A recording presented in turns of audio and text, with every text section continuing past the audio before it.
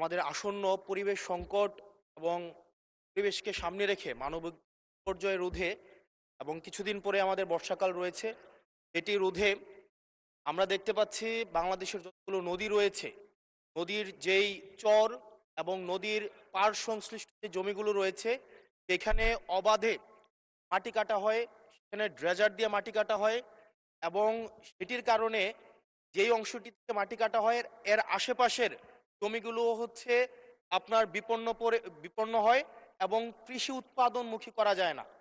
যার ফলে যেটি হয়, আমাদের বন্যার সময় যে নদীর পার যেগুলো রয়েছে সেগুলো ভেঙে যায় এবং বন্যার সময় আমরা হচ্ছে যে ক্ষতি হয় সেই ক্ষতিটি 2 গুণ বা 3 গুণ বেড়ে যায়। সেজন্য মাননীয় মন্ত্রী মহোদয়ের কাছে আমার প্রশ্ন হচ্ছে, আমাদের এই পরিবেশ সংকট বিবেচনায় আমাদের সামনে বর্ষাকাল রয়েছে, সেটি বিবেচনায় মাটি কাটা বন্ধে, ড্রেজার বন্ধে আপনারা কি কি পদক্ষেপ নিয়েছেন? এবং দেখা যায় একটা মামলা দেওয়া হলে একদিনের মধ্যে কোর্ট থেকে জামিন নিয়ে আবার তাদের মাটি কাটা ব্যবসা শুরু করে দেয়।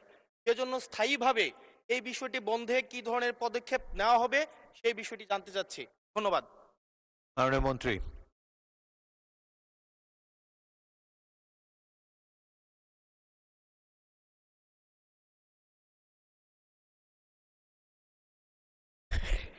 মাননীয় স্পিকার, আপনাকে ধন্যবাদ। আমি মাননীয় সংসদ সচিবকে বলতে চাই যে পরিবেশের সাথে মাটি কাটার একটা সম্পর্ক আছে।